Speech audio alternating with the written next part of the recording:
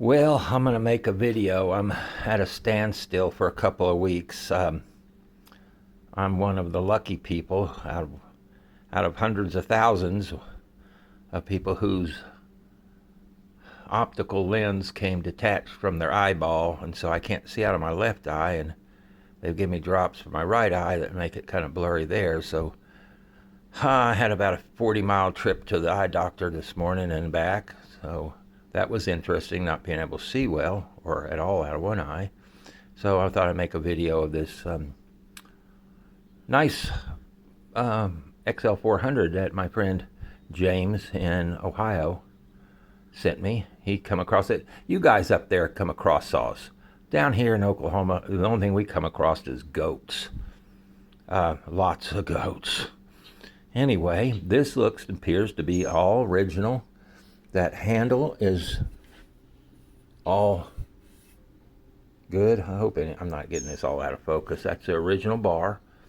I mean, it's worn, and I got a little chip out of the back of the, I don't know, I can't see, so there's a chip, I think, out of the back of it, of the air cover.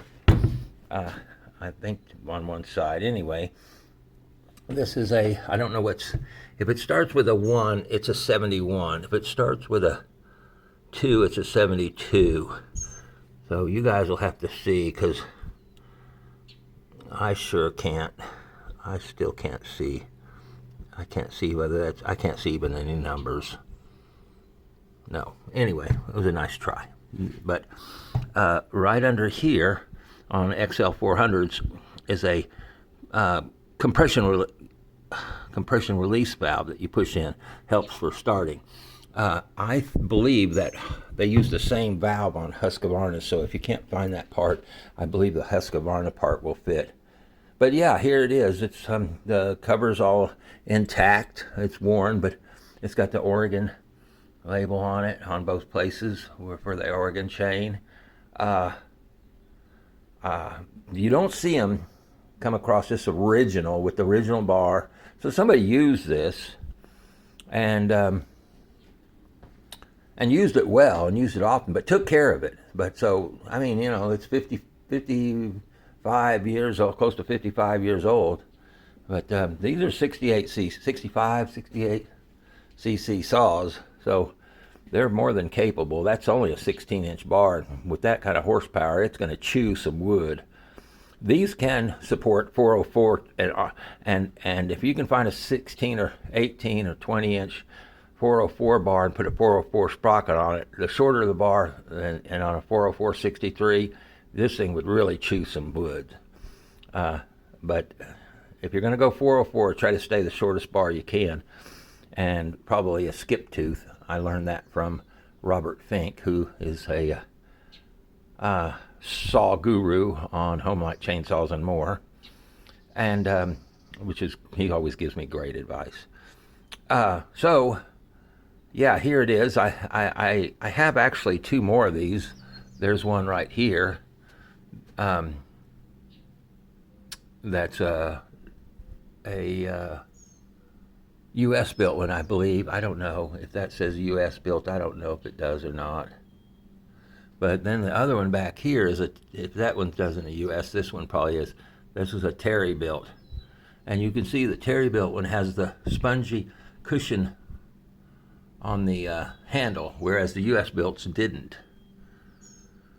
And they built these probably a year longer or 2 in Canada than they did in the U.S. I thought that the Canadian ones, yeah, the Canadians also had a rubber hand grip on theirs. The U.S., I don't know if that was only on Canadians or just late model ones, but that 72, I'm sure it's a 72 Canadian one, had a rubber hand grip and a cushion handle. So those were later ones. But you know, you'll see these aren't very common, and they seem to be bringing big money anymore these days, which is really surprising to me. But they're like a lot of those Lombards that had 60, 70 cc's in an XL-12 frame. They're just big blocks they're muscle cars. It's like a Camaro with a big block in it is what it is. But yeah, this ought to be I'll have 3 of these, so I'll get the restorations once I get done.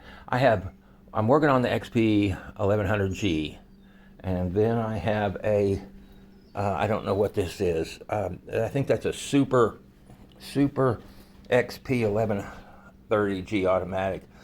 I may restore that one, and then the XL-870, which the 870 is going to be interesting. I just don't understand how it all looks, period. It all looks the same.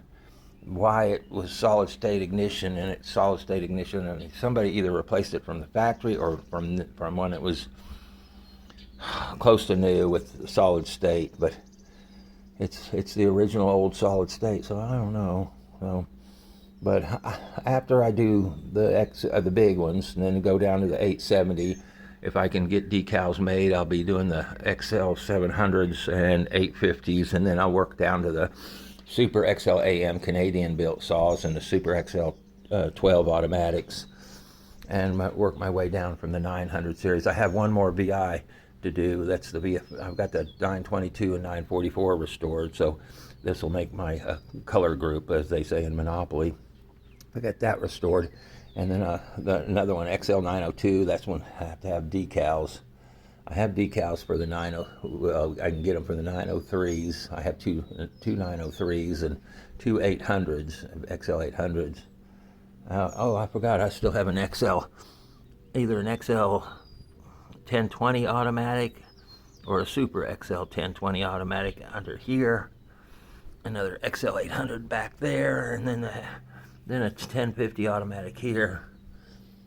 And then I got I didn't even know I had that. That's a Super XL automatic from '75, first year for red. Last year saw the bada bing bada boom, the John Deere. Last year they made in 2000. This is a XL automatic, which started the Super XL series. Went from XL automatic to Super XL automatic. Well, it went from XL automatic to XL12 automatic to Super XL automatic, and then it went from the green, red, white, and green to the blue and white, and then to the red and white, black, and then to raw red, and then to yellow. So anyway, I got the Super XL 925, Super XL 922 here. Then I've got a 924 and 923 also as well in here. And then most of these are the smaller Terry-built XL100 series. Almost all these are Terry-built, other than this bottom row or two, which are the XL 114, 104, 113, 103, and the Super EZs. And then I got two EZ 250s. What do they call those? 250, EZ 250 with the automatic chain and then adjuster, and then the 150s, the first 3 years of the 150s up here. I still have a 450, a 550, and a 750, but if I come across a 3100, I may let those go, because I'm kind of interested in those more than the newer saws. I've got an XL901 parts saw here that somebody goofed up, but it ought to be a good saw when somebody does a little repair on it. But I'm gonna let that one go. Anybody needs an XL901. What happened was that they faced the rings and the piston the wrong direction, and it caught up into the exhaust port. And I do have a spare cylinder, good U cylinder, and new rings. So if anybody's interested in it, this is a pretty nice XL901, and it's got a bar on it. But I'm not into manual oiler saws, and other than the Super XL67 back here, this is the only other manual oiler saw I have. So this one's going to probably go, the XL901. All right, that's it for me, Mr. Magoo. Take care.